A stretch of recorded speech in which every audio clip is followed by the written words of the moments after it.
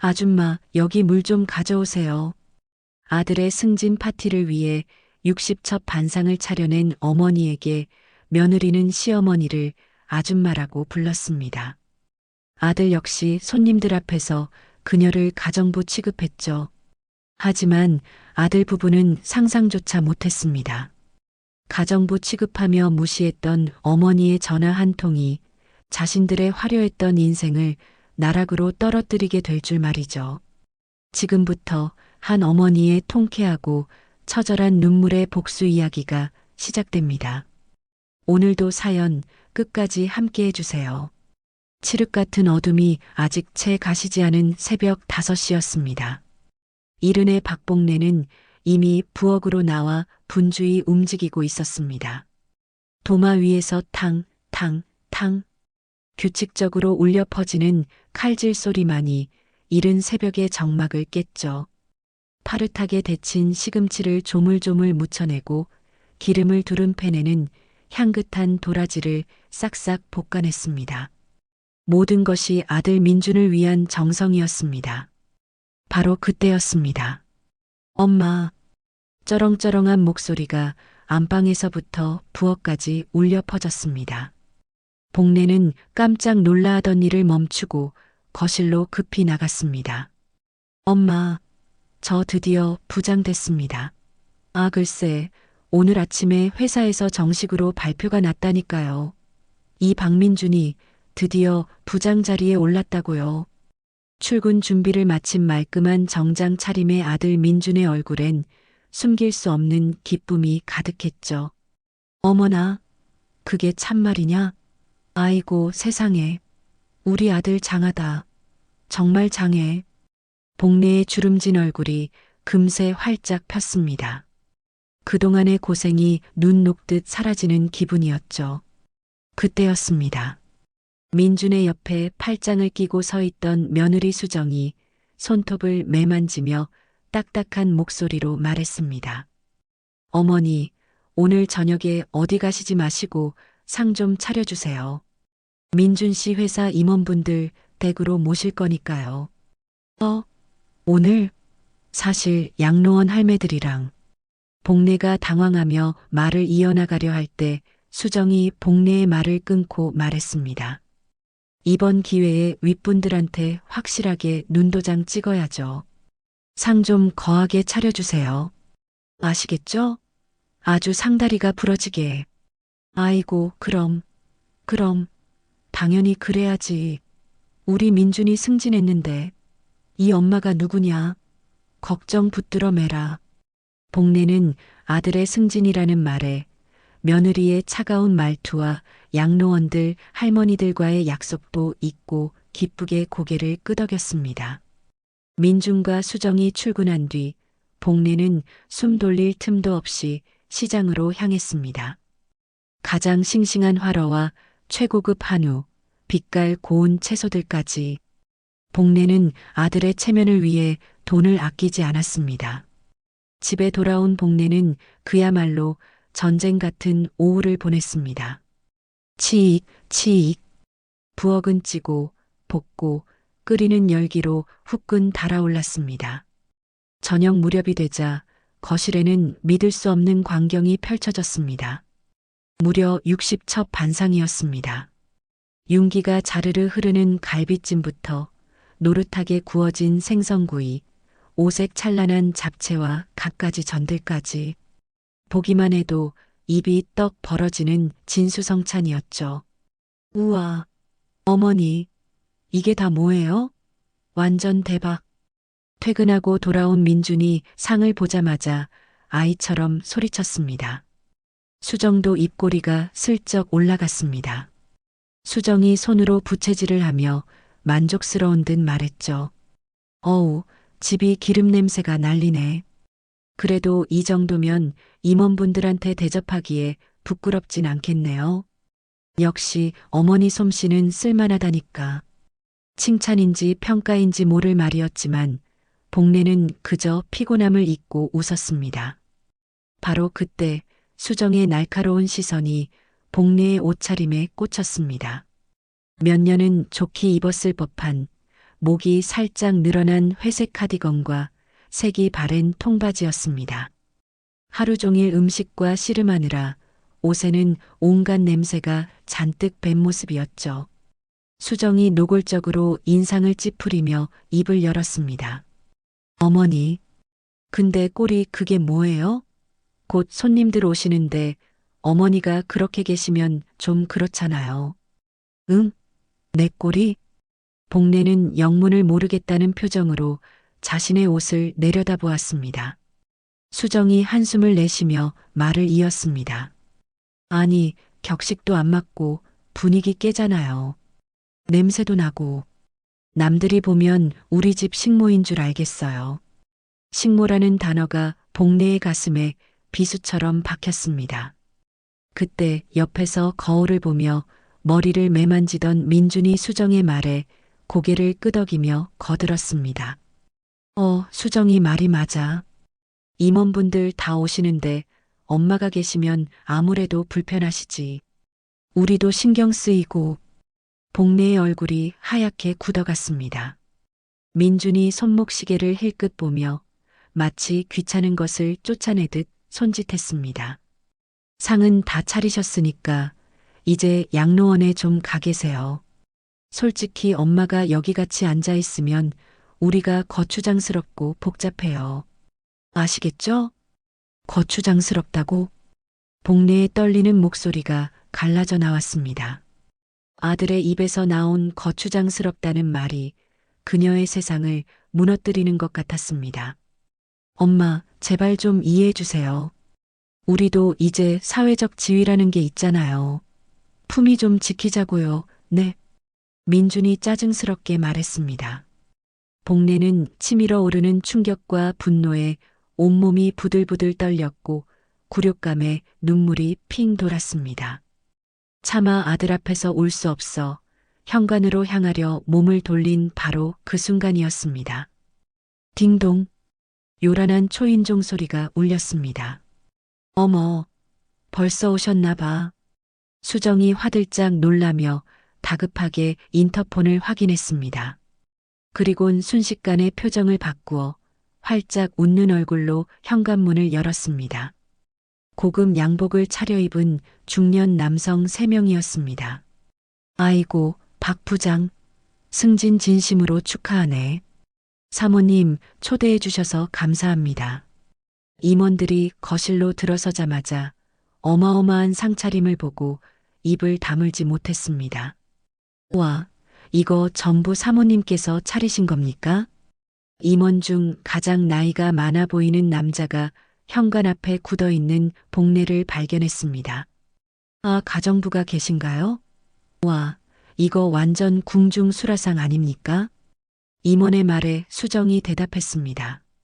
아, 저희 가정부는 도와주셨고 제가 다 차렸어요. 임원분들 오신다는데 이 정도는 해야죠. 어서 들어오세요. 수정이 내뱉은 가정부라는 말에 민준과 복례는 당황함을 감출 수 없었습니다. 하지만 그 말을 다시 주워 담기엔 너무 늦어버렸죠. 아, 혹시 물 한 잔만 먹을 수 있을까요? 임원이 복례를 보고 정중하게 물었습니다.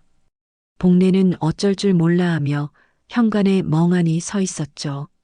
나가야 할지 말아야 할지 고민하던 그때, 아줌마, 물 얼른 가져다 드리세요. 며느리 수정이 복례를 보고 소리쳤습니다. 복례는 자기도 모르게 부엌으로 들어가 물을 챙겨 임원에게 건넸죠.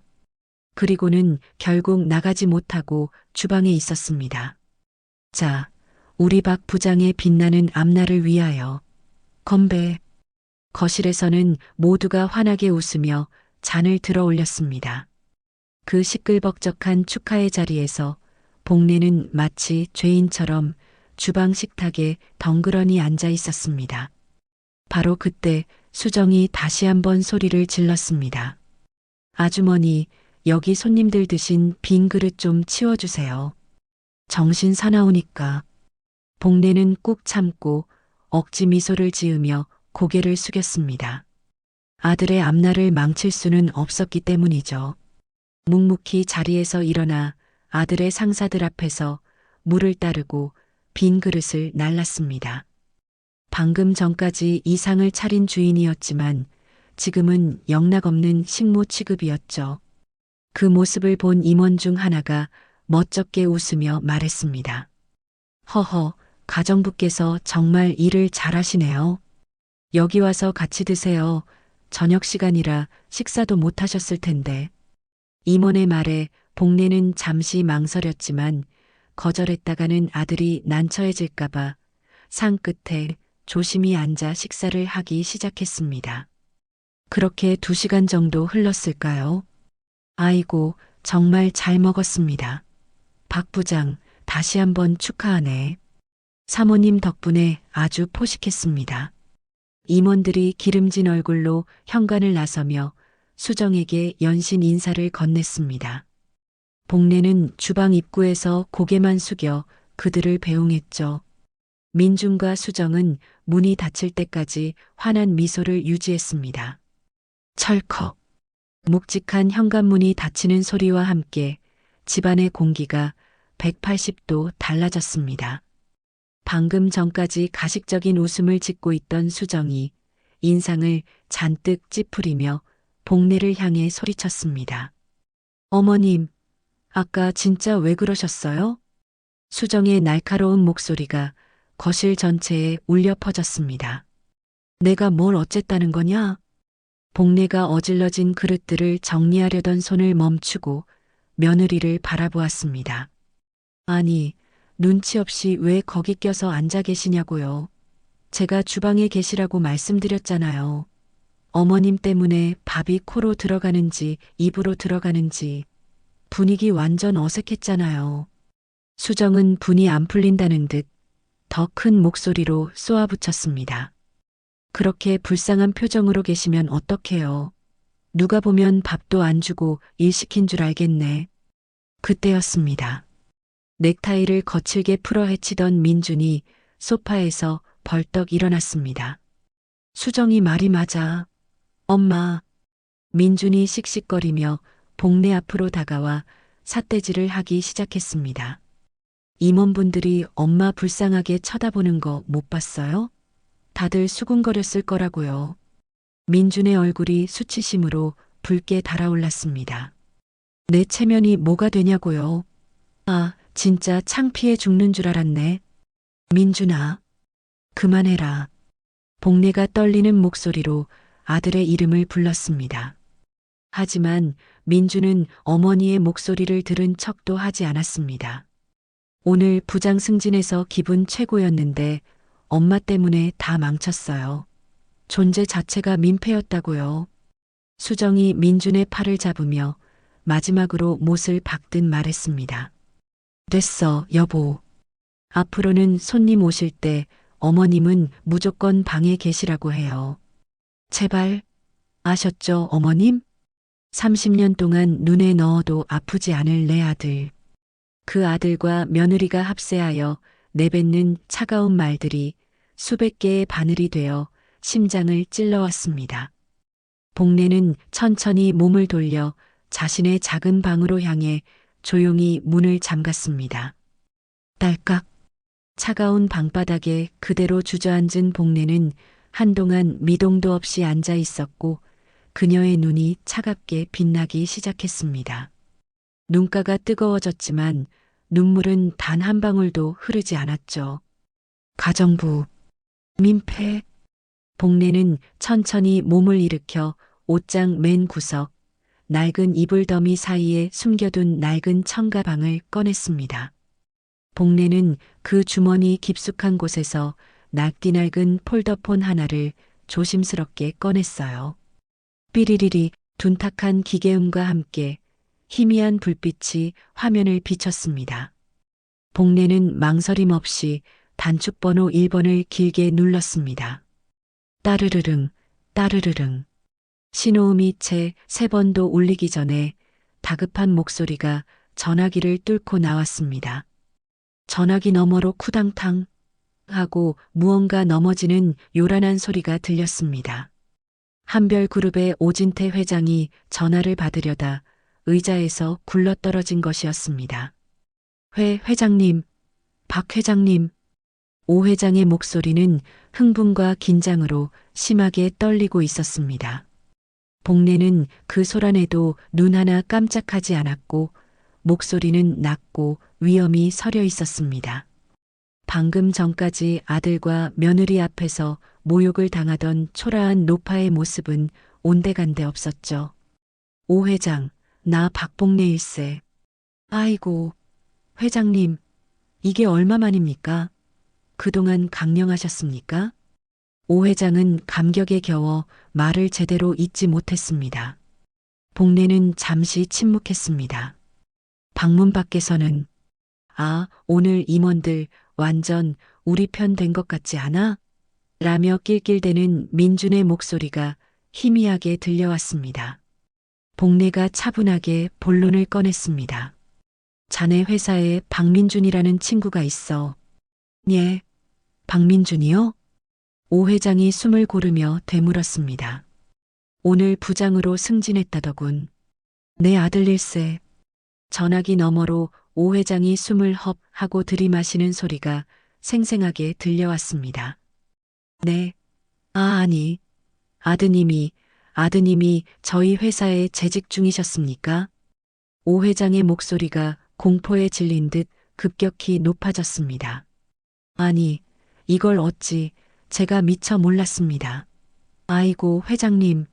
진작 알았으면 제가 더 신경 썼을 텐데 정말 죄송합니다. 오 회장이 아연실색하며 변명을 늘어놓기 시작했습니다. 복례가 그 말을 가차없이 끊어버렸습니다. 오 회장. 그 한마디에 전화기 너머의 오 회장이 숨도 쉬지 못하는 것이 느껴졌습니다.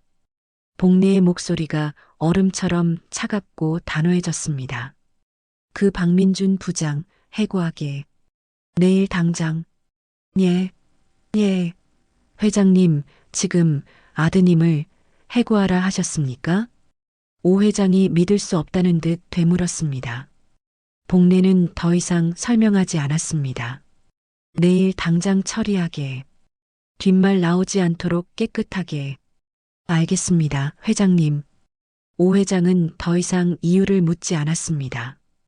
그는 그녀가 한번 내린 결정은 절대 번복되지 않는다는 것을 뼈저리게 알고 있었습니다. 복례는 종료 버튼을 눌러 통화를 끊었습니다. 복례는 다시 그 낡은 폰을 비단 주머니에 넣고 가방에 넣어 옷장 깊숙한 곳에 밀어 넣었습니다. 여보, 부장 다음엔 뭐야? 이제 임원 되는 건가? 그렇지? 월급도 몇 배는 뛰겠지? 방 밖에서는 여전히 민준과 수정이 오늘 저녁의 성공을 자축하는 들뜬 웃음소리가 새어나오고 있었습니다. 복례의 입가에서 나지막한 혼잣말이 흘러나왔습니다. 거추장스럽다고 했지. 너희가 오늘 나에게 했던 그 말들을 똑똑히 기억하거라. 복례의 눈이 칠흑 같은 어둠 속에서 번뜩였습니다. 다음 날 복례가 차가운 어둠 속에서 복수를 다짐하던 것과는 정반대로 아들 민준의 아침은 그 어느 때보다 화창하게 밝았습니다. 부장 승진 후 첫 출근이었으니까요. 민준은 평소보다 30분이나 일찍 일어나 가장 아끼는 양복을 꺼내 입었습니다. 거울 앞에서 넥타이를 몇 번이고 고쳐 매며 자신의 모습에 한껏 취해 있었습니다. 어머, 우리 박 부장님, 넥타이까지 완벽하시네요. 수정이 커피를 들고 다가와 민준의 어깨를 으쓱하게 만들었습니다. 오늘 임원분들 만나면 다들 어제 우리 집 음식 얘기하느라 정신없을걸? 당신 체면이 아주 그냥. 당연하지. 어제 보니까 윗분들 나 아주 마음에 들어하는 것 같던데? 민주는 자신감에 찬 걸음으로 현관을 나섰습니다. 회사에 도착하자 엘리베이터에서 마주친 동료들이 모두 그에게 허리를 숙였습니다. 부장님, 축하드립니다. 와, 박 부장님, 고생 많으셨습니다. 민주는 어깨를 으쓱하며 그들의 인사를 받았습니다. 드디어 부장 박민준이라는 명패가 붙은 자신의 사무실 문을 열었습니다.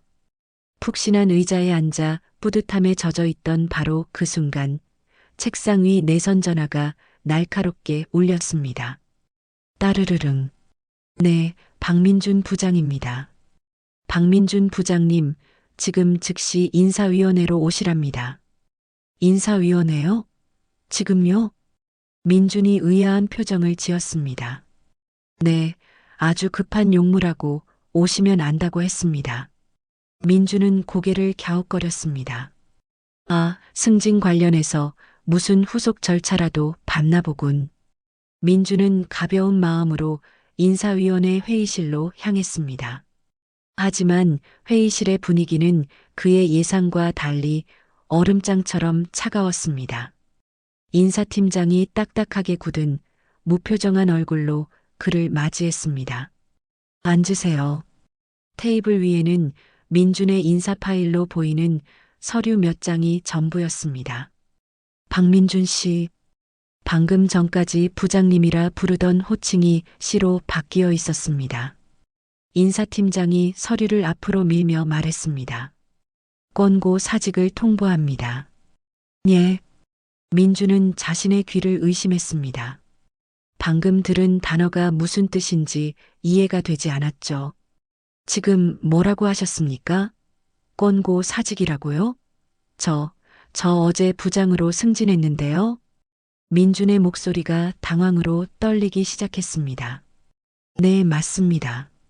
어제 승진 발령이 난 것도 맞고 오늘 권고 사직 통보를 드리는 것도 맞습니다. 인사팀장은 눈 하나 깜짝하지 않고 설명했습니다. 이유가 뭡니까? 아니, 이유라도 알아야 할 것 아닙니까? 그룹 최고 위층, 오너의 특별 지시입니다. 오너요? 한별그룹 오너 말씀이십니까? 제가 오너를 뵌 적도 없는데 제가 뭘 잘못했습니까? 민준이 급하게 몸을 앞으로 기울이며 애원하듯 물었습니다. 더 자세한 사항은 저희도 알지 못하고 말씀드릴 수도 없습니다. 이게 말이 됩니까? 어제는 그렇게 축하한다고 띄워주더니 하룻밤 만에 해고라니. 이게 무슨 개 같은 경우야. 민준이 참지 못하고 책상을 쾅 내리치며 일어섰습니다. 죄송합니다. 이미 결정된 사항입니다. 오늘부로 박민준 씨의 모든 사내 접근 권한은 차단됩니다. 인사팀장은 더 이상 설명하지 않았습니다. 민준은 넋이 나간 채로 방금 전까지 자신의 사무실이었던 곳에서 짐을 챙겨야 했습니다. 운전해서 집까지 오는 동안 머릿속이 하얗게 비어버렸죠. 천국과 지옥을 단 하루 만에 오간 기분이었습니다. 현관문 비밀번호를 누르는 손이 덜덜 떨렸습니다. 문을 열고 들어서자마자 거실에서 팩을 하던 수정이 달려왔습니다. 여보, 벌써 왔어요? 오늘 부장 승진 회식 있다고 하지 않았어요? 근데 그 짐은 뭐야? 수정아. 민준이 다리에 힘이 풀린 듯 들고 있던 상자를 바닥에 떨어뜨렸습니다. 나 해고됐어. 뭐라고요? 지금 장난해요? 해고라니, 그게 무슨 소리야? 수정의 얼굴이 하얗게 질려갔습니다. 어떻게 된 거냐고. 어제 승진 파티를 했는데 해고라니? 수정이 민준의 어깨를 붙잡고 미친 듯이 흔들었습니다. 오너의 특별 지시래. 이유도 안 알려주고 그냥 나가래. 민준이 소파에 시체처럼 털썩 주저앉았습니다. 그 순간 수정의 눈이 번뜩였습니다. 혹시 어제 어머님이 뭐 실수하신 거 아니에요? 수정이 길길이 뛰며 소리쳤습니다. 그렇지 않고서야 이럴 리가 없어. 임원분들 앞에서 그 눈치 없는 노인네가 뭔가 잘못 말씀드린 거 아니냐고. 아니야, 엄마는 아무 말도 안 했는데 뭔 소리야. 민준이 고개를 저었습니다. 그럼 뭐가 문제예요? 갑자기 왜? 수정의 목소리가 히스테릭하게 변해갔습니다. 민주는 오너의 지시라는 말만 계속 곱씹었습니다. 어제 일을 아무리 되짚어봐도 오너가 자신을 해고할 이유는 없었습니다. 아니야, 이건 말이 안 돼. 민준이 머리를 쥐어뜯으며 답답해했습니다. 그럼 뭐예요? 당신이 회사에서 무슨 사고 친 거 아니에요? 여자 문제야? 횡령이야? 수정이 민준을 다그쳤습니다. 그 순간 민준이 갑자기 벌떡 일어났습니다. 이건 말이 안 돼. 내가 직접 가서 따져야겠어. 어딜 가려고요? 회사? 어차피 이미 해고된 거 잃을 것도 없잖아. 민준이 다시 정장 재킷을 걸치며 집을 뛰쳐나갔습니다. 1시간 후 민준은 한별그룹 본사 1층 로비에 나타났습니다. 말끔했던 정장 차림은 구겨지고 넥타이는 비뚤어져 있었죠. 민준이 로비 한가운데 서서 고래고래 소리를 지르기 시작했습니다. 한별그룹 회장 당장 나와. 당장 나오라고. 사람을 하루아침에 파리 목숨처럼 자르는 게 말이 돼. 민준의 목소리가 높은 천장의 로비 전체에 울려 퍼졌습니다. 오가던 직원들이 모두 발걸음을 멈추고 그를 구경했습니다. 어제는 상다리 부러지게 차려 먹여놨더니 다음 날 해고야? 이게 대기업에서 할 짓이냐고. 이게 한별그룹의 수준이야? 민준이 팔을 휘저으며 발광했습니다. 보안 경비원들이 서둘러 민준에게 다가왔습니다. 선생님, 진정하시고 이러시면 업무 방해입니다. 진정? 내가 지금 진정하게 생겼어? 내가 뭘 잘못했는지나 말해보고 진정하라고 해. 민준이 경비원의 손을 거칠게 뿌리쳤습니다. 이 소란은 곧바로 최상층 오진태 회장의 사무실에도 보고되었습니다. 오 회장은 엘리베이터를 타고 로비가 내려다 보이는 2층 난간으로 내려왔습니다. 멀리서 발버둥 치며 소리 지르는 민준을 오 회장은 복잡한 심경으로 바라보았습니다.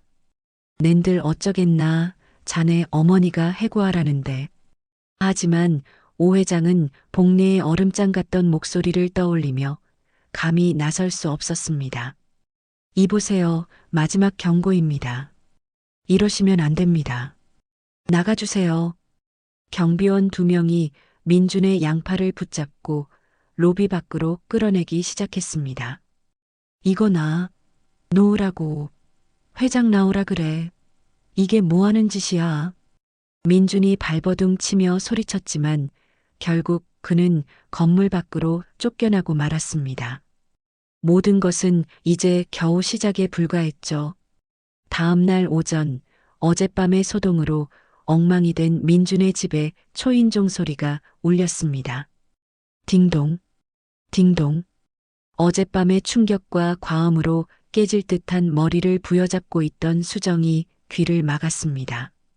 초인종 소리가 그칠 줄 모르고 울려대자 그녀가 신경질적으로 일어났죠.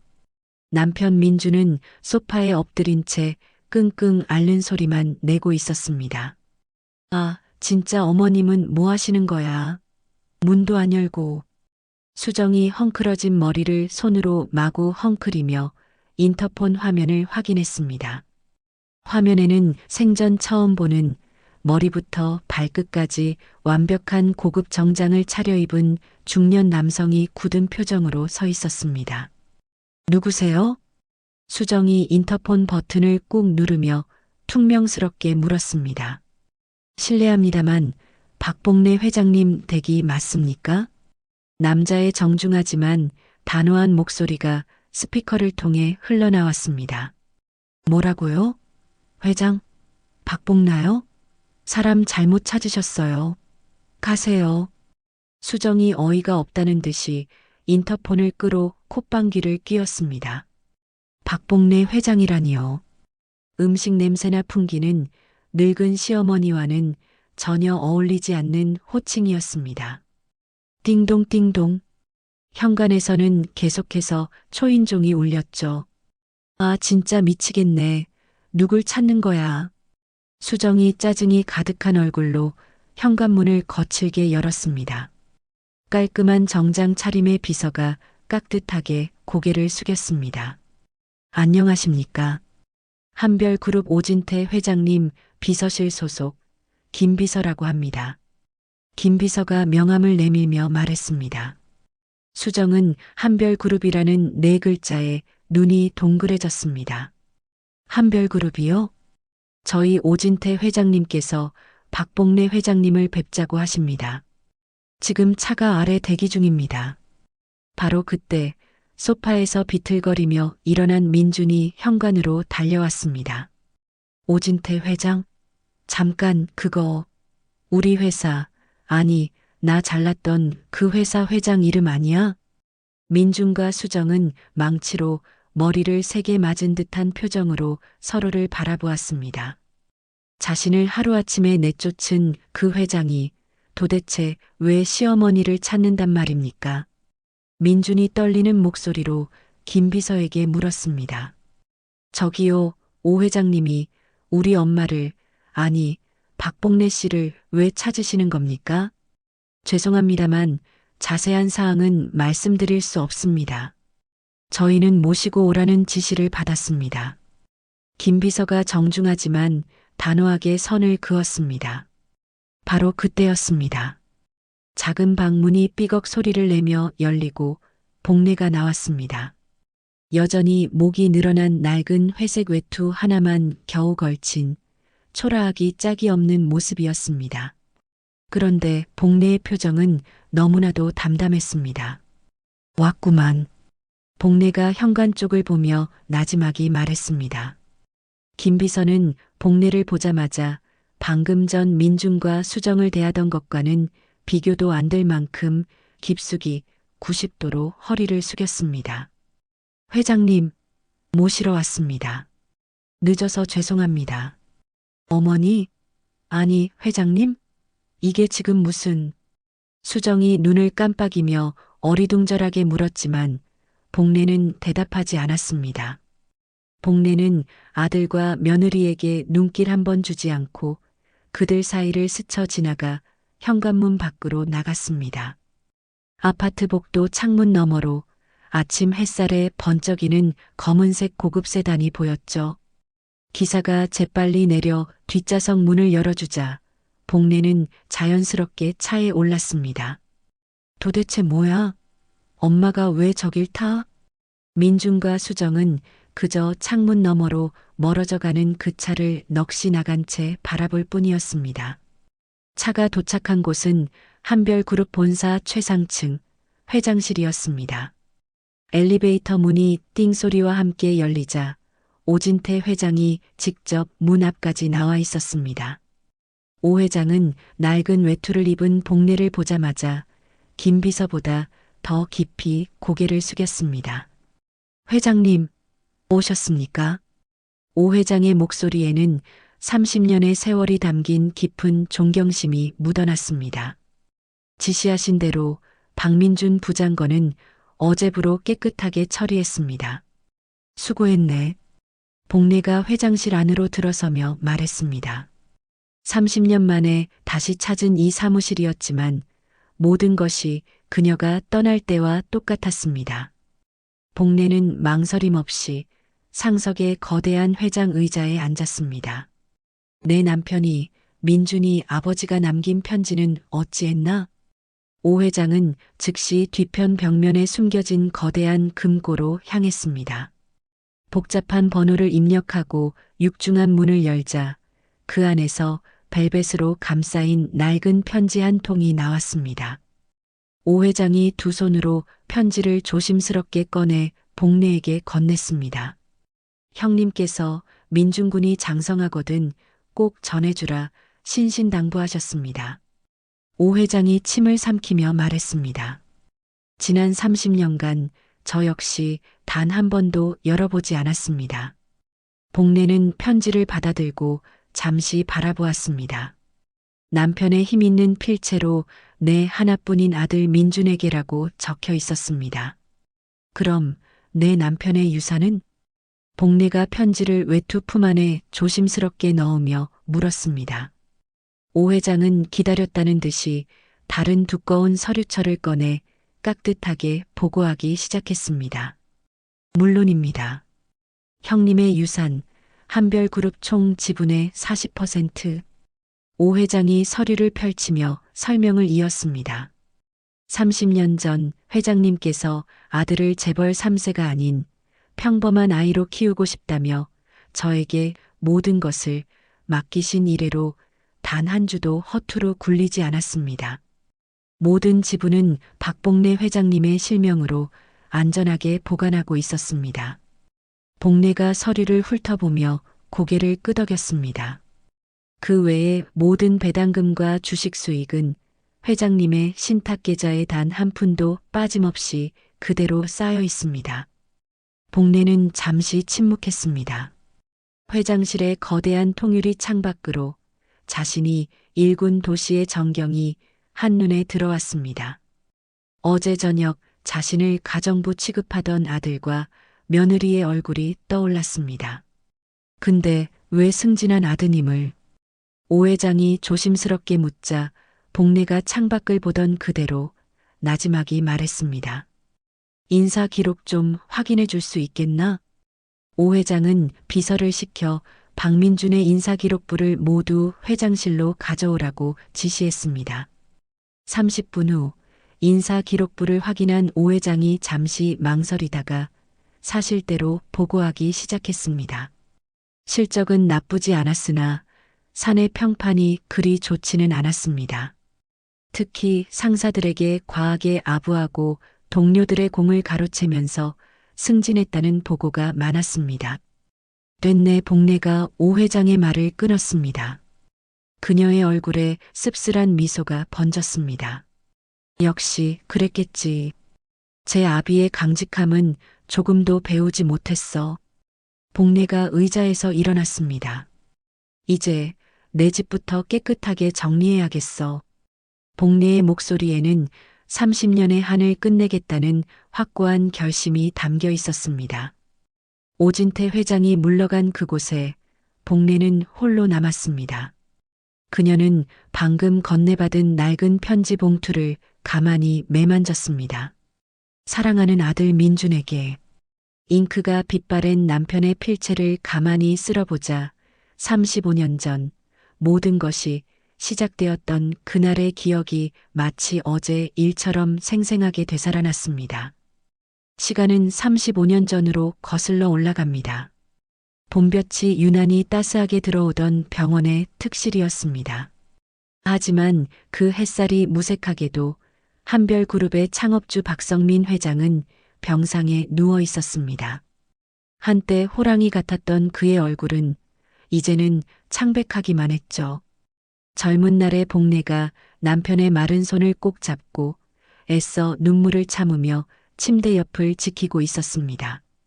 여보, 물이라도 좀 마실래요? 복례가 조심스럽게 물었습니다. 성민이 힘겹게 고개를 끄덕였습니다. 복례가 물컵을 들어 남편의 입가에 대어주자 성민이 겨우 한 모금 목만 축였습니다. 그 모습을 지켜보던 복례의 눈가에 결국 뜨거운 눈물이 맺혔습니다. 성민이 가쁜 숨을 몰아쉬며 가는 목소리로 말했습니다. 오전무 좀 불러줘. 복례는 급히 눈물을 닦고 밖에서 초조하게 대기하고 있던 오진태 전무를 불러들였습니다. 당시 30대 중반이었던 오전무는 남편이 친동생처럼 아끼던 오른팔이었습니다. 형님, 부르셨습니까? 오전무가 침대 옆으로 달려와 그 자리에 무릎을 꿇고 앉았습니다. 성민이 힘겹게 상체를 일으켜 세우려 안간힘을 썼습니다.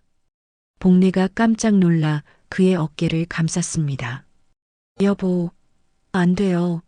그냥 누워서 말해요. 네. 아니야, 이건 꼭 똑바로 앉아서 해야 할 말이야. 성민이 고집을 꺾지 않았습니다.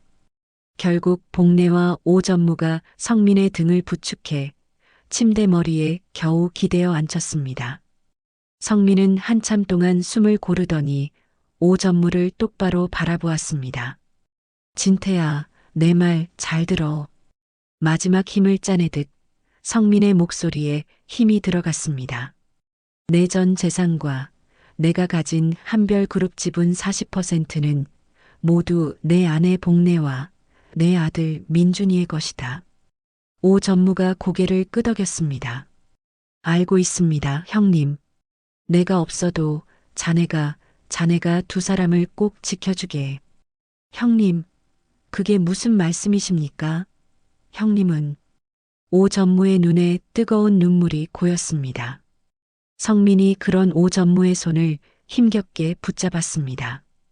약속해줘, 진태야. 내 아내와 내 아들을 평생 지켜준다고 약속해. 예, 형님. 제 목숨을 걸고 사모님과 도련님을 반드시 지켜드리겠습니다. 오 전무가 울먹이며 대답했습니다. 그제야 성민은 침대 옆 서랍을 더듬었습니다. 그 안에서 편지 한 통이 나왔습니다. 이건 민준이가 장성하거든 전해주게. 봉투 겉면에는 성민의 필체로 사랑하는 아들 민준에게라고 적혀 있었습니다. 별거 아니야. 그저 이 어미에게 효도하라는 그런 내용이야. 민준이가 철이 들거든 그때 꼭 전해줘. 오 전무가 두 손으로 소중히 편지를 받아들었습니다. 알겠습니다, 형님. 제 목숨처럼 간직하겠습니다. 모든 것을 정리한 성민은 그제야 복래를 바라보며 희미하게 미소 지었습니다. 여보, 나 때문에 고생 많았어. 여보. 복래가 끝내 참았던 울음을 터뜨렸습니다. 민준이, 우리 민준이 잘 키워줘. 내가 돈은 많이 물려주지만 제발 평범하게 사랑 듬뿍 받으면서 자라게 해줘. 성민이 떨리는 손을 들어 복래의 뺨을 어루만졌습니다. 재벌 2세, 3세, 그 딱지가 애들 망치는 거 우리 지겹게 봤잖아. 난 우리 민준이 그렇게 안 컸으면 좋겠어. 약속할게요, 여보, 약속해요. 우리 민준이 당신 뜻대로 세상 누구보다 바르고 평범하게 키울게요. 복래가 남편의 손을 두 손으로 감싸쥐고 오열했습니다. 사흘 후 성민은 복래와 아직 아무것도 모르는 어린 민준이가 지켜보는 가운데 조용히 눈을 감았습니다. 그의 손은 마지막 순간까지 복래의 손을 놓지 않았습니다. 장례식이 모두 끝나고 텅 빈 회장실이었습니다. 복래는 검은 상복을 입은 채로 오 전무를 불렀습니다. 오 전무님, 제가 결정한 게 있어요. 말씀하십시오, 사모님. 오 전무 역시 수척해진 얼굴이었습니다. 저는 이제 민준이 엄마로만 살겠어요. 복래의 목소리는 슬픔에 잠겨 있었지만 그 무엇보다 단호했습니다. 회사 경영은 전부 전무님께서 맡아주세요. 저는 오늘부로 한별그룹에서 손을 떼겠습니다. 사모님, 그게 무슨... 오 전무가 경악하며 자리에서 일어났습니다. 민준이를 평범하게 키우고 싶어요. 복래가 오 전무의 말을 끊었습니다. 그 이의 마지막 유언이었습니다. 돈 때문에 괴물이 되어가는 재벌가 아이들처럼 전 제 아들 그렇게 못 만듭니다. 오 전무는 복래의 뜻을 이해했습니다. 그것은 성민 회장이 평생 바라던 바이기도 했습니다. 그래서 말인데 제 지분 40%를 전부 전무님 명의로 신탁할게요. 사모님, 그건 너무 위험한 일입니다. 제가 어떻게... 민준이가 성인이 되고 아비의 편지를 읽고도 흔들리지 않을 만큼 철이 들면 그때 돌려주세요. 복래가 확고한 눈빛으로 말했습니다. 그 전까지는 전무님이 저와 민준이를 대신해서 한별그룹을 지켜주세요. 오 전무는 무거운 책임감에 입술을 깨물었습니다. 알겠습니다. 형님과 사모님의 뜻 제가 받들겠습니다. 고마워요. 그리고 민준이에게는 절대 무슨 일이 있어도 말하지 마세요. 복래가 간곡히 당부했습니다. 민준이는 그냥 평범한 집아이로 자라야만 해요. 며칠 후 복래는 한별그룹 회장실의 모든 물건을 정리했습니다. 남편의 사진 한 장과 몇 가지 추억의 물건만 작은 가방에 챙겨 나왔습니다. 사모님, 정말 이렇게 모든 걸 버리고 가시는 게 맞습니까? 오 전무가 마지막으로 물었습니다. 버리는 게 아니에요. 제 남편의 뜻을 지키는 것이고 제 아들을 지키는 유일한 길이에요. 복례가 오히려 희미하게 미소를 지으며 답했습니다. 복례는 어린 민준이의 작은 손을 잡고 미련 없이 회사를 나섰습니다. 그날부터 복례의 새로운 삶이 시작되었습니다. 한별그룹의 안주인이 아닌 오직 아들 민준을 위한 어머니로서의 고된 삶이었습니다. 오 전무는 복례와 어린 민준의 뒷모습이 복도를 완전히 사라질 때까지 그 자리에서 꼼짝도 하지 못했습니다. 그는 굳게 다짐했습니다. 형님, 그리고 사모님, 제가 목숨을 걸고 두 분의 뜻을 꼭 지켜드리겠습니다. 그렇게 30년이라는 긴 세월의 막이 올랐습니다. 그렇게 남편을 떠나보내고 복례는 아들 민준을 데리고 작은 빌라로 나왔습니다. 회장 사모님이었던 그녀는 남편의 유언을 지키기 위해 스스로 가난을 선택했죠. 매일 새벽 먼지가 켜켜이 쌓인 시장에 나가 하루 벌어 하루 먹고 사는 평범한 엄마의 삶을 시작한 것이었습니다. 복례는 일부러 낡고 색이 바랜 옷만 골라 입었고 모든 생활을 극도로 검소하게 유지했습니다. 그렇게 민준이 중학생이 되었을 때의 일이었습니다. 사춘기에 접어든 민준이 학교에서 돌아오자마자 가방을 바닥에 집어 던졌습니다. 엄마, 나 진짜 창피해 죽겠어. 왜 그래, 아들? 무슨 일 있었어? 복례가 저녁을 준비하다 말고 놀라서 달려왔습니다. 애들은 다 비싼 새 옷 입고 다니는데 나만 왜 이런 낡아빠진 옷을 입어야 하냐고. 민준아, 우리는 돈이 많지 않잖니. 복례가 자상하게 아들의 머리를 쓰다듬으며 설명했습니다. 지금은 좀 참았다가 우리 아들이 공부 열심히 해서 나중에 좋은 직장 다니면 그때는 세상에서 제일 좋은 옷 사 입을 수 있어. 됐어. 다른 애들 엄마는 다 예쁘게 화장하고 옷도 잘 입고 다니는데. 민준이 복례의 낡은 스웨터를 쳐다보며 소리쳤습니다.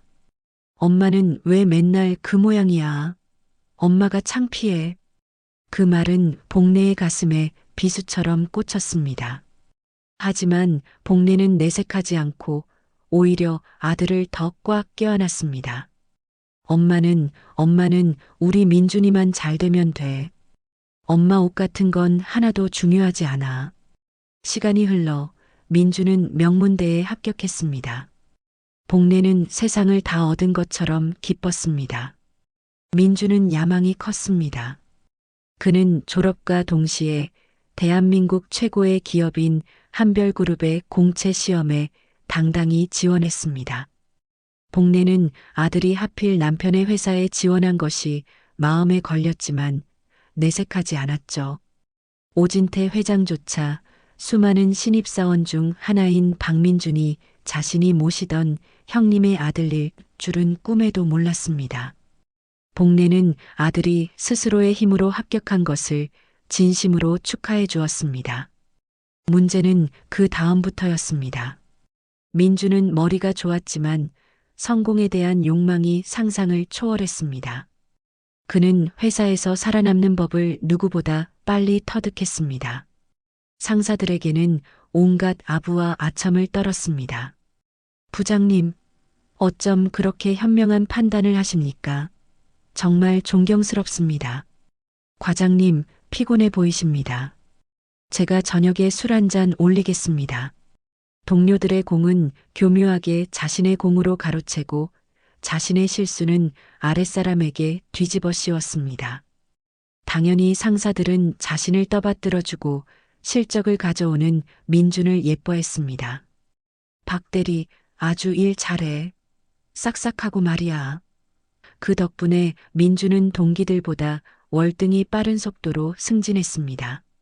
하지만 그 뒤에서는 동료들의 수군거림이 끊이지 않았습니다. 저 인간 또 부장한테 아양 떠네.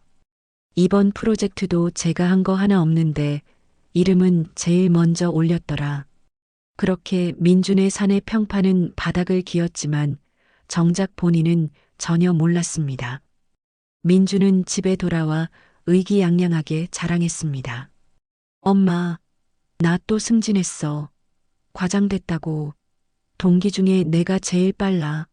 민준은 모든 것이 자신의 뛰어난 능력과 처세술 덕분이라고 굳게 믿었습니다. 내가 상사들한테 얼마나 깍듯하게 잘하는데 다들 나 없으면 일이 안 된대. 그래, 우리 아들 정말 장하다. 최고다. 복례는 그저 아들의 성공이 기뻐 눈물 지으며 아들의 어깨를 두드려 주었습니다. 하지만 민준의 시선은 그때부터 조금씩 어긋나기 시작했습니다. 승진을 하고 사회적 지위가 생길수록 여전히 낡은 옷을 입고 검소하게 사는 복례의 모습이 부끄럽게 느껴졌습니다. 그리고 민준이 지금의 아내 수정과 결혼할 때였습니다. 복례는 오 회장에게 마지막 부탁을 했습니다. 민준이가 드디어 결혼한다네. 아파트 하나만 마련해주게. 어느 정도 규모로 해드리면 되겠습니까? 너무 크지도 작지도 않게. 그냥 남들 사는 만큼 적당한 크기로. 사실 그 신혼집 아파트는 복례의 신탁 자금으로 전액 구입한 것이었습니다. 그리고 아들 부부가 맞벌이라 살림을 맡아달라는 부탁 때문에 복례는 그 신혼집으로 들어갔죠. 다른 건 몰라도 내 아들 밥이라도 따뜻하게 챙겨주겠다. 그것이 복례의 유일하고도 소박한 이유였습니다. 복례가 아들 민준의 평범한 삶을 지키기 위해 스스로를 희생하며 그림자처럼 살아가던 그 긴 세월 동안 며느리 수정과 아들의 마음속에서는 전혀 다른 생각이 독버섯처럼 자라나고 있었습니다.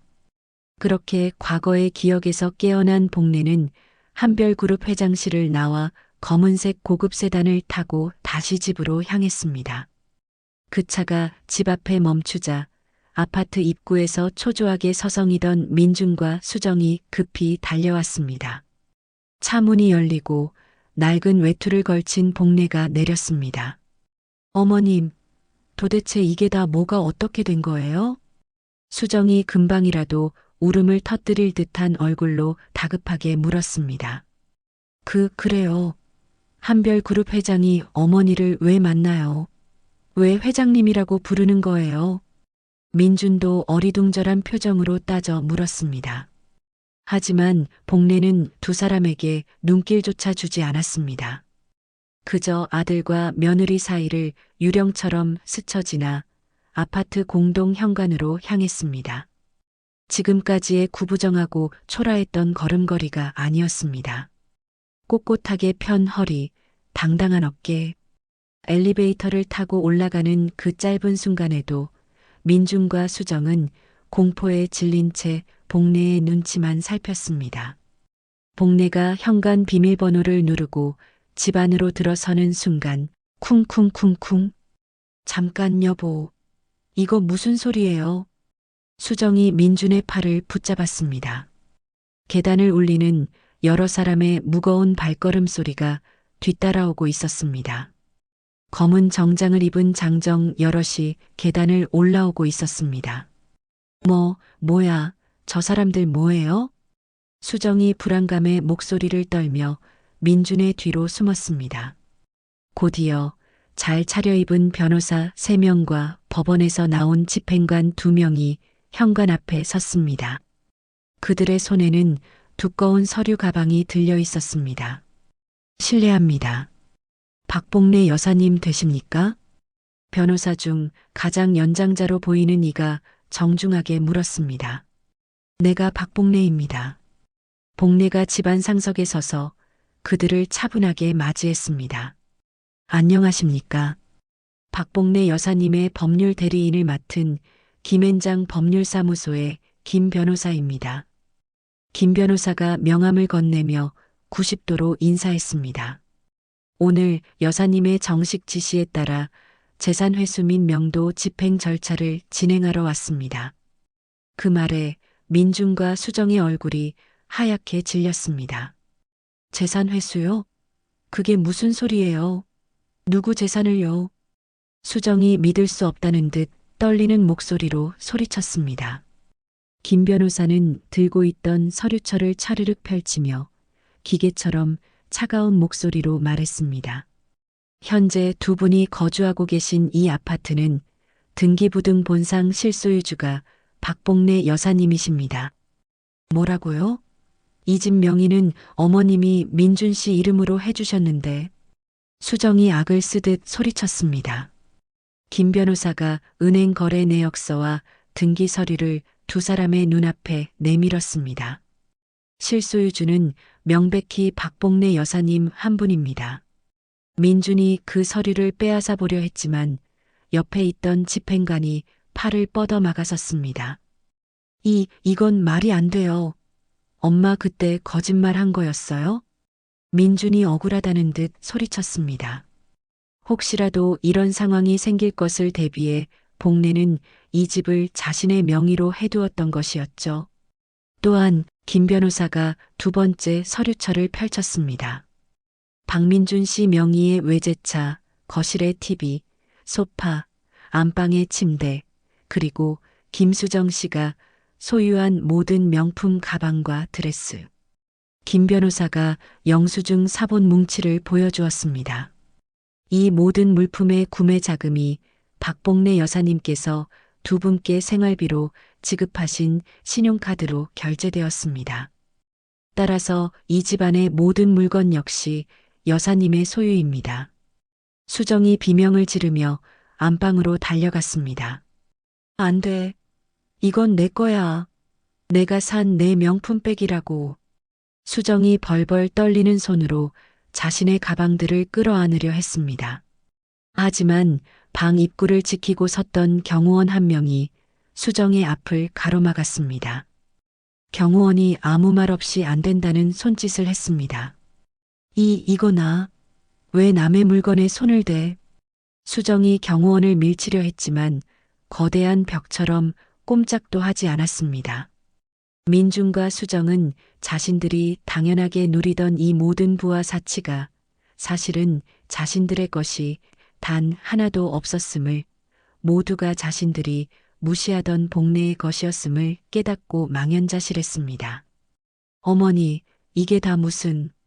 민준이 다리가 풀린 듯 그 자리에 주저앉아 떨리는 목소리로 복래를 바라보았습니다. 앞으로 30분 드립니다. 김 변호사가 손목시계를 확인하며 말했습니다. 두 분의 개인 소지품, 즉 속옷과 칫솔, 그리고 현재 입고 계신 옷 정도만 챙겨서 퇴거해 주십시오. 30분 후에는 저희 보안팀이 이 댁의 잠금 장치를 모두 교체할 예정입니다. 민준과 수정은 넋이 나간 채 허둥지둥 짐을 싸기 시작했습니다.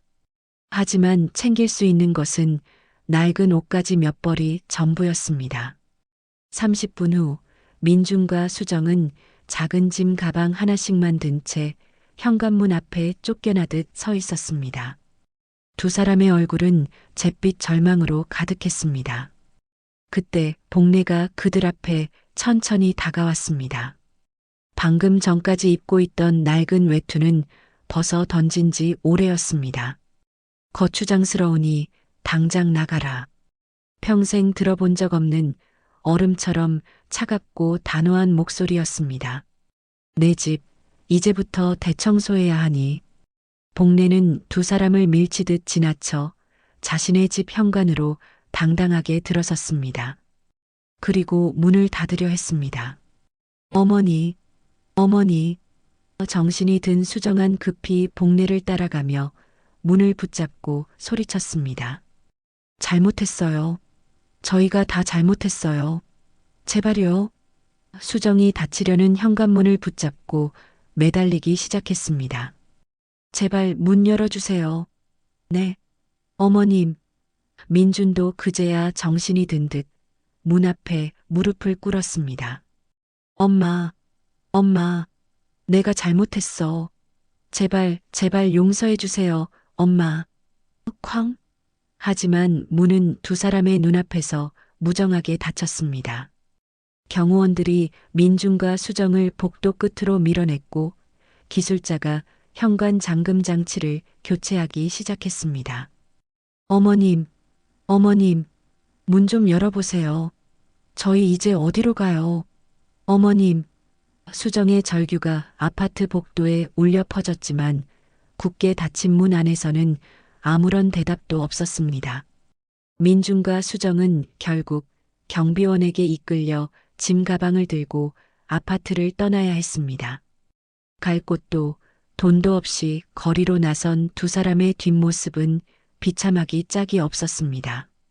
복례는 자신의 집, 거실 창문 너머로 그들의 뒷모습을 차갑게 바라보고 혼말처럼 중얼거렸습니다. 이제 알겠지. 정말로 거추장스러운 것이 누구였는지. 아들과 며느리가 빈손으로 쫓겨나고 정확히 일주일이 지났습니다. 한별그룹 본사 로비에는 거대한 공고가 하나 붙었습니다. 긴급 임시 주주총회 소집, 최대 주주 박복래 부회장 공식 참석. 그 공고 하나에 30년간 평온했던 한별그룹 전체가 발칵 뒤집혔습니다. 임원들은 이사회의실로 향하며 저마다 수군거렸습니다. 아니, 박복래 회장이 도대체 누구야? 30년 전에 돌아가신 창업주님, 사모님 성함 아니었나? 그분은 그냥 조용히 사시는 줄 알았는데. 그런데 왜 갑자기? 그것도 최대 주주 자격으로? 회의실은 그 정체를 알 수 없는 박복래라는 이름 석자에 대한 불안감으로 웅성거렸습니다. 정확히 오후 2시가 되었습니다. 회의실의 육중한 문이 양쪽으로 활짝 열리고 복례가 들어섰습니다. 시장에서 입던 낡은 외투, 기름때 묻은 앞치마는 그 어디에도 없었습니다. 흠잡을 데 없이 완벽한 검은색 정장에 목에는 은은하게 빛나는 진주 목걸이를 착용했습니다. 주름은 세월의 흔적이 아닌 위엄을 더해주는 듯 했습니다. 그것은 30년 전 남편과 함께 한별그룹을 이끌던 젊은 안주인의 모습, 그 이상이었습니다. 저분이 정말 박복래 회장님이라고? 세상에, 박민준 부장 집에 있던 가정부 아니야? 임원들은 자신의 눈을 의심하며 경악했습니다. 복래는 그들의 시선 따위는 아랑곳하지 않고 회의 테이블의 가장 상석으로 향해 앉았습니다. 그녀가 자리에 앉자 오진태 회장이 단상으로 올라가 마이크를 잡고 깊이 인사했습니다. 존경하는 주주 및 임원 여러분, 오늘 이렇게 긴급히 모시게 되어 송구합니다. 오 회장의 긴장된 목소리가 회의실 전체에 울려 퍼졌습니다. 저는 오늘 이 자리를 빌려 중요한 발표를 하고자 합니다. 오 회장이 숨을 한번 크게 골랐습니다. 저 오진태는 오늘부로 한별그룹 회장직에서 물러나고자 합니다. 뭐라고요? 회장님. 임원들이 깜짝 놀라 자리에서 일어날 듯이 웅성거렸습니다. 오 회장이 손을 들어 그들을 제지시켰습니다. 그리고 이 그룹의 진정한 주인이신 박복래 창업주님을 다시 회장으로 추대하고자 합니다. 오 회장이 몸을 돌려 상석에 앉은 복래를 향해 90도로 허리를 숙였습니다. 지난 30년간 저는 그분의 뜻을 받들어 잠시 그룹을 지켜온 청지기에 불과했습니다. 회의실은 충격으로 얼어붙었습니다. 한별그룹 지분 40%를 보유하신 최대 주주이시며 돌아가신 박성민 회장님과 함께 이 그룹을 일구신 창업주이신 박복래 회장님을 이제 다시 저희의 주인으로 모시겠습니다. 복래가 천천히 자리에서 일어났습니다. 그녀가 단상을 향해 한 걸음 한 걸음 옮길 때마다 임원들은 숨을 죽였습니다. 그 걸음걸음에는 30년의 한과 결단이 서려 있었습니다. 단상에 올라선 복래는 고개 숙인 오 회장의 어깨를 가만히 두드렸습니다. 오 회장, 그간 정말 고생 많았네. 목소리는 따뜻했지만 그 안에 담긴 힘은 그 누구도 거역할 수 없는 위엄을 담고 있었습니다. 자네는 오늘부로 회장직에서는 물러나지만 내가 새로 만들 한별재단을 맡아주게. 30년간 고생한 자네에게 그 정도는 해줘야지. 오 회장의 눈에 뜨거운 눈물이 맺혔습니다. 회장님, 고생 많으셨습니다. 오 회장이 감격에 겨워 큰 소리로 대답했습니다. 복례는 천천히 임원들을 둘러보며 말했습니다. 한별그룹은 오늘부터 새로운 출발을 하겠습니다. 복례의 차가운 시선이 몇몇 임원들을 훑고 지나갔습니다. 그동안 그룹의 이름으로 자행된 부정한 이익, 편법 상속, 그 모든 것을 제자리로 돌리고 전부 사회에 환원하겠습니다.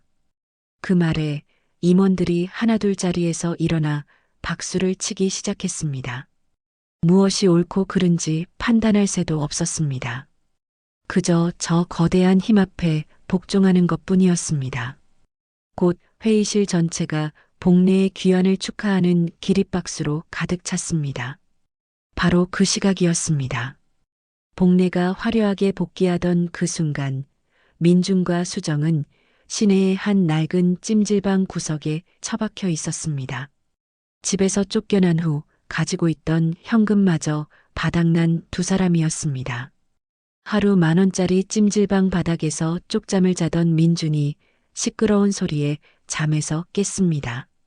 그가 옆에서 과자를 먹고 있는 수정을 보자마자 쌓였던 분노가 폭발했습니다. 이게 다 너 때문이야. 나? 민준이 수정을 향해 벌떡 일어나 소리쳤습니다. 내가 우리 엄마한테 그따위로 가정부니 아줌마니 그따위로 말하지만 않았어도 이런 일은 없었을 거 아니야. 뭐, 지금 나한테 뒤집어 씌우는 거야? 수정도 지지 않고 맞받아쳤습니다. 그녀의 눈에는 이미 도끼만 남아 있었죠. 그럼 당신은 잘했어? 돈 몇 푼 쥐어주면서 거추장스러우니까 나가라고 엄마 등 떠민 게 누군데? 그게 당신 아니야? 그건 당신 엄마가 이런 무시무시한 재벌인 줄 알았으면 내가 미쳤다고 그랬겠어? 수정의 본색이 그대로 드러났습니다. 결국 너도 돈 때문이었구나. 민준이 분노로 부들부들 떨었습니다. 당연하지. 당신이 그래도 승진하고 돈 잘 벌어오니까 그동안 참고 살았던 거라고. 수정이 악을 쓰듯 소리쳤습니다. 만약에 처음부터 한별그룹 회장님인 줄 알았으면 내가 매일 아침 무릎 꿇고 발이라도 닦아드렸을 거야.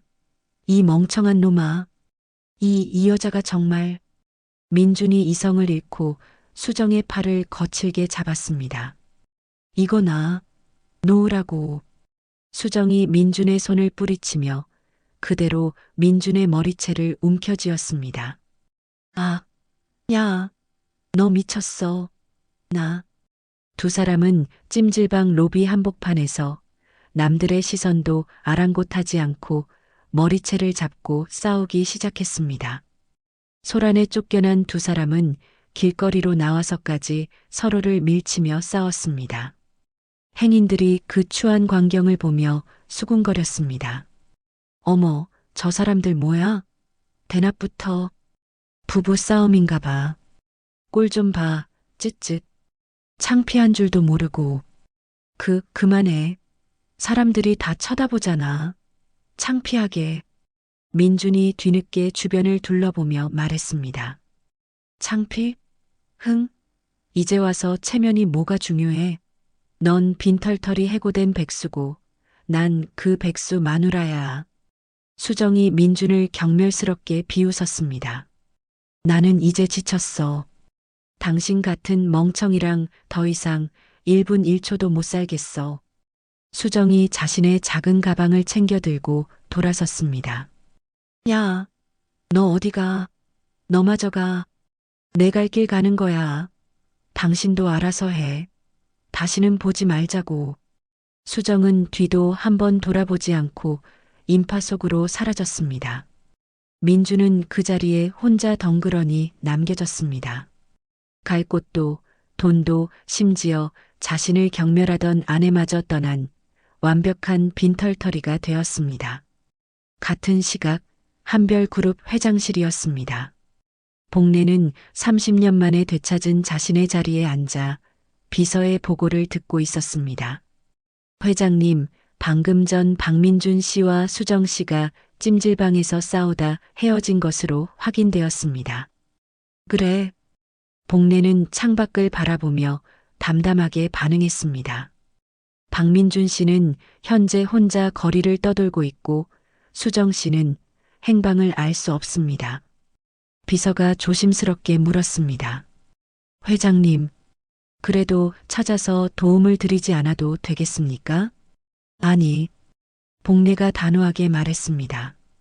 스스로 깨닫기 전까지는 절대 찾지도 말고 돕지도 말게. 알겠습니다, 회장님. 비서가 조용히 고개를 숙였습니다. 복례는 30년 동안 아들을 위해 모든 것을 희생하고 감내했습니다. 하지만 이제는 아니었습니다.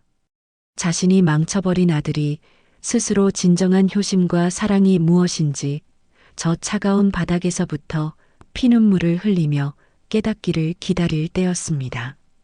아내 수정마저 그를 버리고 떠난 뒤 한 달이라는 시간이 흘렀습니다.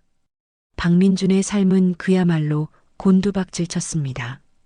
한때 최고급 정장을 차려입고 박 부장이라 불리던 모습은 온데간데 없었죠. 그는 지금 도시 외곽의 시끄러운 건설 현장에서 먼지를 뒤집어 쓴 채 막노동을 하고 있었습니다. 야, 거기 신입, 벽돌이나 더 날라. 현장 반장이 소리쳤습니다. 민주는 대답할 기력도 없이 묵묵히 시멘트가 묻은 벽돌을 어깨에 짊어졌습니다. 하루 일당 5만 원. 그 돈으로 그는 공사장 구석의 차가운 임시 숙소에서 새우잠을 잤습니다. 그리고 매일 밤 뼛속까지 시린 후회를 잊기 위해 소주를 들이부었습니다. 엄마, 어떻게 나한테 내가 뭘 그렇게 잘못했다고. 그는 여전히 어머니를 원망하면서도 동시에 지독한 죄책감에 시달렸습니다. 그렇게 지옥 같은 하루가 저물던 어느 날 저녁이었습니다. 먼지투성이 작업복을 입은 민준 앞에 깔끔한 정장 차림의 남자가 나타났습니다. 누구세요? 박민준 씨 되십니까? 한별그룹 박복례 회장님의 비서실 소속입니다. 회장님이라는 단어에 민준의 얼굴이 돌처럼 굳어졌습니다. 회장님께서 전해드리라 하셨습니다. 비서가 낡은 편지 한 통과 아직 온기가 남아있는 작은 도시락 가방을 건넸습니다. 이게 뭡니까? 이 편지는 돌아가신 아버님께서 35년 전에 박민준 씨께 쓰신 유서입니다. 아버지라는 말에 민준의 손이 격렬하게 떨리기 시작했습니다. 도시락은 회장님께서 오늘 새벽에 일어나 직접 싸주신 것입니다. 비서가 정중히 인사하고 사라졌습니다.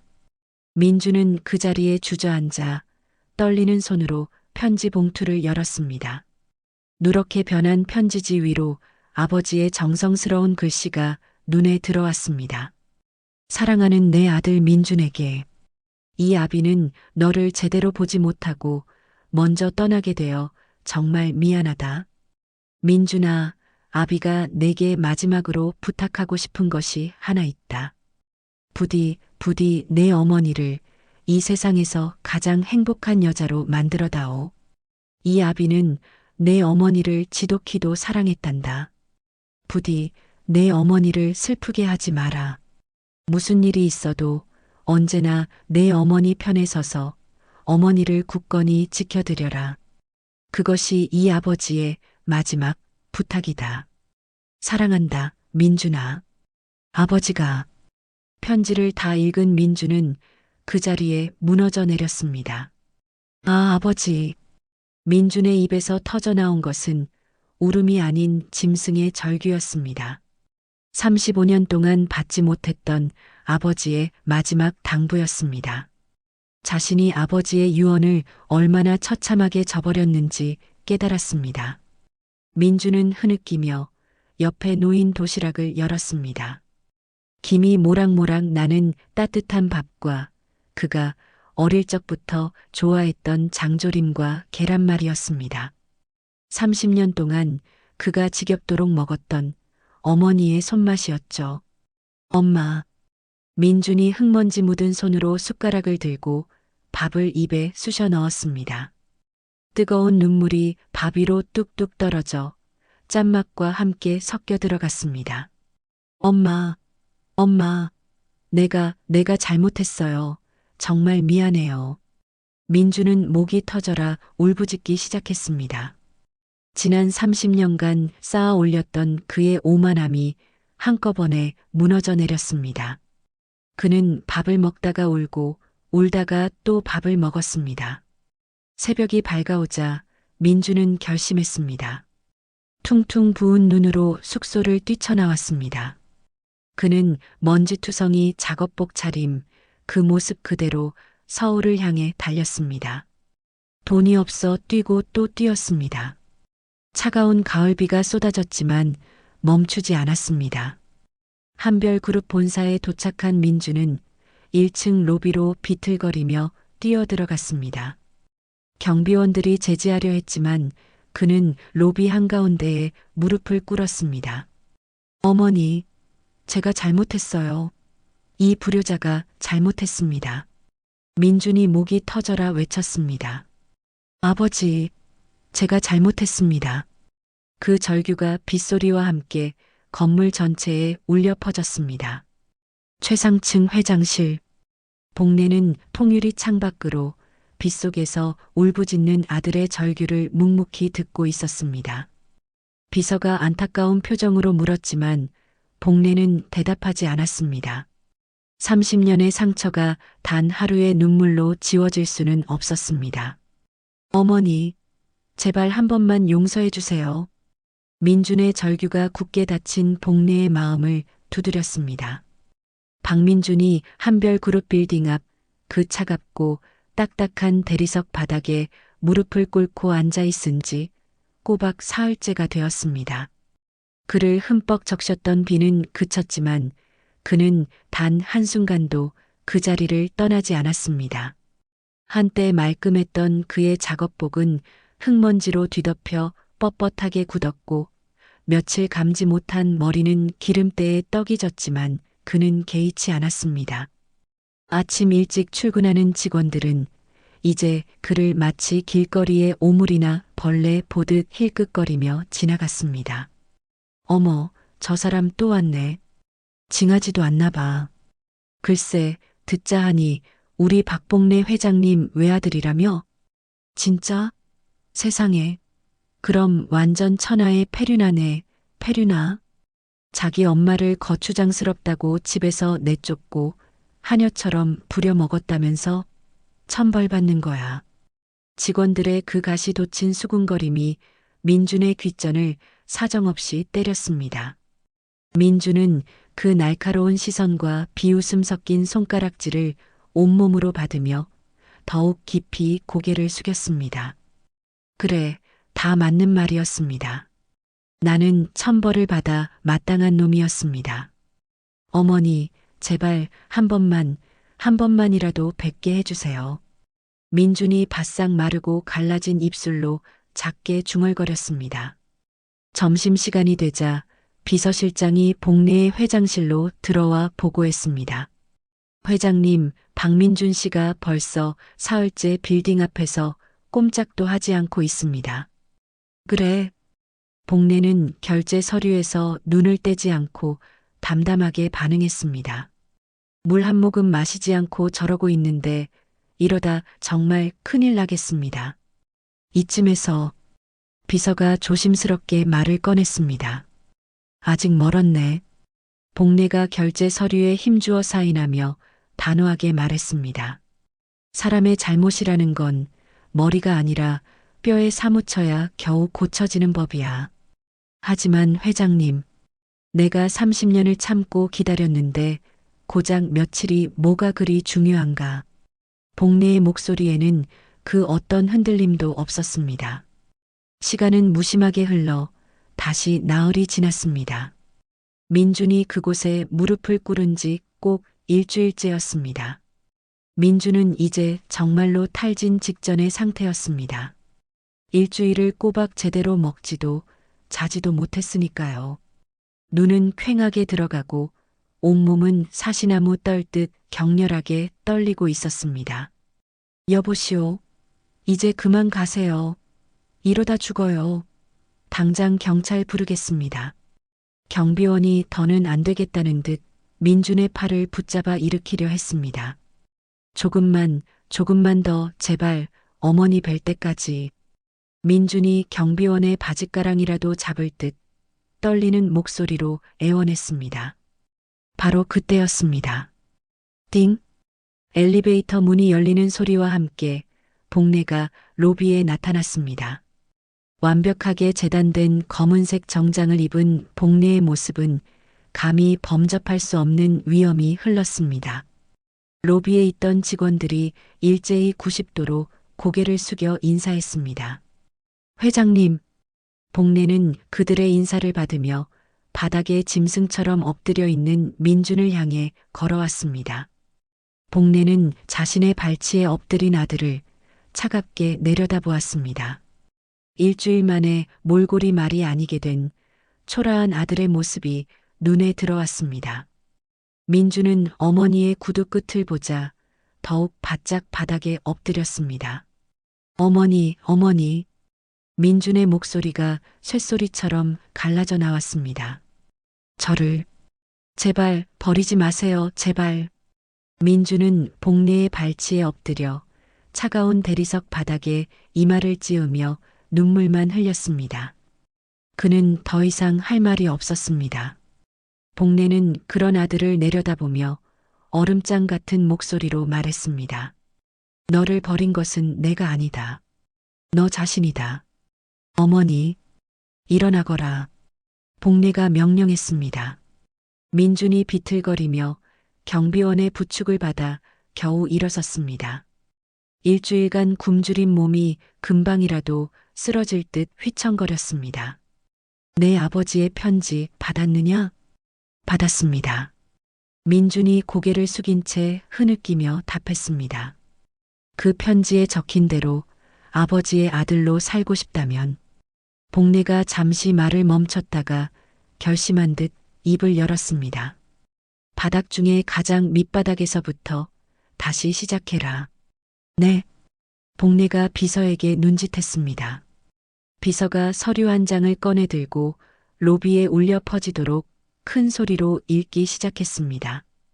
박민준 씨를 오늘부로 한별그룹 계열사 한별푸드 지방식품공장 폐기물 처리장으로 발령 내립니다. 민준의 눈이 커졌습니다. 폐기물 처리장이라니요. 박민준 씨는 해당 시설에서 음식물 쓰레기 및 폐수 처리를 담당하며 진정한 노동의 가치를 몸으로 배우시기 바랍니다. 어머니, 불만 있나? 복례가 날카롭게 물었습니다. 아닙니다. 아닙니다. 민준이 급히 고개를 저었습니다. 그는 이내 다시 무릎을 꿇고 바닥에 머리를 박았습니다. 감사합니다. 정말 감사합니다. 어머니. 민준이 오열했습니다. 지옥의 불구덩이라도 상관없었습니다. 어머니가 자신을 버리지 않고 다시 기회를 준다는 것만으로도 그는 감사했습니다. 내일 당장 떠나거라. 네, 알겠습니다. 어머니. 복례는 더 이상 아들을 돌아보지 않고 엘리베이터로 향했습니다. 다음 날 민준은 만신창이가 된 몸을 이끌고 지방의 작은 도시로 향했습니다. 그가 도착한 곳은 한별푸드 계열사의 거대한 식품 공장, 그 중에서도 가장 구석에 있는 폐기물 처리장이었습니다. 당신이 오늘부터 일할 신입이구만. 박민준? 작업복을 입은 현장 관리자가 민준을 위아래로 훑어보았습니다. 네, 오늘부터 일하게 됐습니다. 열심히 하겠습니다. 민준이 90도로 허리를 숙여 정중하게 인사했습니다. 허허, 여기서는 그런 인사 필요 없어. 냄새나고 더러우니까 일만 열심히 하면 돼. 알겠습니다. 폐기물 처리장은 상상을 초월했습니다. 공장에서 나오는 온갖 음식물 쓰레기와 폐수가 뒤섞여 숨쉬기조차 힘든 지독한 악취가 진동했습니다. 민주는 그러나 아무 불평 없이 묵묵히 일했습니다. 썩은 내가 진동하는 더러운 폐기물을 치우고 수백 킬로그램이 넘는 쓰레기통을 나르고 역겨운 폐수를 맨손으로 처리했습니다. 어이, 저 친구. 저거 의외로 성실하네. 맞아. 뺀질거리는 낙하산인 줄 알았는데 며칠 못 버티고 도망갈 줄 알았지. 동료 노동자들이 그런 민준을 인정하기 시작했습니다. 민준은 매일 새벽 4시에 일어나 밤늦게까지 일했습니다. 그는 땀 흘려 일하며 자신이 어머니에게 저지른 죗값을 단 하루도 잊지 않고 치르고 있었습니다. 한편 바로 그 시각 서울이었습니다. 수정은 가정법원에 서 있었습니다. 그녀는 민준이 지방으로 쫓겨났다는 소식을 듣자마자 망설임 없이 이혼 서류를 제출했습니다. 두 사람의 이혼이 성립되었습니다. 판사의 선고를 들은 수정은 오히려 시원하다는 듯 머리를 쓸어넘기며 법원을 나왔습니다. 하지만 현실은 녹록하지 않았습니다. 수정은 갈 곳도 가진 돈도 없었습니다. 평생 남편에게 의존해 남의 돈으로 사치하며 살았던 수정은 혼자서는 아무것도 할 수 없었습니다. 그까짓 돈. 신용카드로라도 버텨보자. 수정은 아직 정지되지 않은 신용카드를 긁어가며 특급 호텔 스위트룸에서 지냈습니다. 하지만 카드 한도는 금세 채워졌습니다. 빚은 눈덩이처럼 불어났죠. 아가씨, 더 이상 숙박 연장은 불가능합니다. 당장 방 빼세요. 결국 호텔 직원이 수정에게 냉정하게 통보했습니다. 수정은 결국 자신이 그토록 자랑하던 명품 가방 몇 개만 들고 거리로 나앉게 되었습니다. 자신의 사치와 허영을 감당하지 못하고 완벽하게 파산한 것입니다. 이게 다 그 늙은이 때문이야. 수정은 차가운 길바닥에 주저앉아 여전히 복례를 원망했지만 이미 모든 것은 늦어버렸습니다. 12사람을 남기는 기업. 같은 시각 한별그룹 회장실에서 박복례 회장은 오진태 이사장과 함께 새로운 프로젝트를 논의하고 있었습니다. 책상 위에는 한별복지재단 설립 계획서가 놓여 있었습니다. 오 이사장, 남편의 유지를 이제야 제대로 실현할 수 있겠네. 복례가 계획서를 넘기며 말했습니다. 형님께서 항상 말씀하셨죠. 기업은 사회에 빚을 지고 있다고. 오진태 이사장이 감회 깊은 표정으로 답했습니다. 맞아. 이제 그 빚을 갚을 때가 됐어. 복례가 창밖을 바라보며 말했습니다. 며칠 후 한별복지재단 설립 기자회견이 열렸습니다. 복례는 단상에 올라 기자들 앞에서 발표했습니다. 한별그룹의 모든 이익을 사회에 환원하겠습니다. 특히 전국의 독거노인분들을 위한 어머니의 60첩 반상 프로젝트를 시작합니다. 기자들이 일제히 사진을 찍었습니다. 매일 따뜻한 식사를 대접하고 안부를 확인하며 진정한 가족이 되어드리겠습니다. 복례의 발표는 사회에 큰 반향을 일으켰습니다. 한 달 후 복례는 자신이 살던 고급 아파트를 기부했습니다. 그곳은 한별 청년 쉼터로 변모했습니다. 회장님, 정말 기부하시는 겁니까? 비서가 놀라며 물었습니다. 당연하지. 나 혼자 그 넓은 집에서 뭐하나. 복례가 담담하게 답했습니다. 복례는 다시 예전의 소박한 빌라로 거처를 옮겼습니다. 검소한 원룸이었지만 복례에게는 더없이 편안했습니다. 형님의 뜻을 이제야 제대로 모시게 되어 기쁩니다. 오진태 이사장이 복내의 새 집을 방문하며 말했습니다. 고맙네, 오 이사장. 자네 덕분에 여기까지 올 수 있었어. 제가 뭘 했다고요? 모든 건 회장님의 덕입니다. 두 사람은 차를 마시며 앞으로의 계획을 세웠습니다. 6개월 후 어머니의 60첩 반상 프로젝트는 전국적으로 확산되었습니다. 매일 수백 명의 독거노인들이 따뜻한 식사를 받았습니다. 할머니, 오늘 기분 어떠세요? 봉사자들이 할머니들과 대화를 나누었습니다. 고맙다, 얘야. 이렇게 챙겨줘서 밥 맛있게 드셨어요? 응, 우리 복내가 해준 것처럼 맛있어. 독거노인들은 복내를 자신의 딸처럼 여겼습니다. 한별그룹의 진정성 있는 경영은 사회 전체에 영향을 미쳤습니다. 다른 기업들도 사회 환원에 나서기 시작했습니다. 한별은 정말 다른 기업과 달라. 복내 회장님은 진짜 대단한 분이야. 언론도 연일 한별그룹을 칭찬했습니다. 사람을 남기는 기업이라는 슬로건은 한별그룹의 새로운 정체성이 되었습니다. 1년이 지난 어느 날 복내는 지방 공장을 방문했습니다. 민준이 일하는 폐기물 처리장을 둘러보기 위해서였습니다. 민준이가 어떻게 지내고 있나? 복내가 현장 관리자에게 물었습니다. 아, 정말 모범적입니다. 가장 성실한 직원이에요. 관리자가 엄지를 들어 올렸습니다. 한 번도 지각한 적이 없고 동료들도 다 좋아해요. 복내는 멀리서 민준이 일하는 모습을 지켜보았습니다. 허름한 작업복을 입고 땀을 흘리며 일하는 아들의 모습이 든든해 보였습니다. 민준의 얼굴에는 그 어느 때보다 평온하고 단단한 표정이 어려 있었습니다. 더 이상 초조하거나 불안해하지 않았습니다. 주말이 되자 복내는 도시락을 싸서 민준을 찾아갔습니다. 어머니? 민준이 어머니를 보고 깜짝 놀랐습니다. 밥 먹었나? 아직 못 먹었는데. 그럼 잘 됐네. 엄마가 해온 거 먹자. 복내가 도시락을 펼쳤습니다.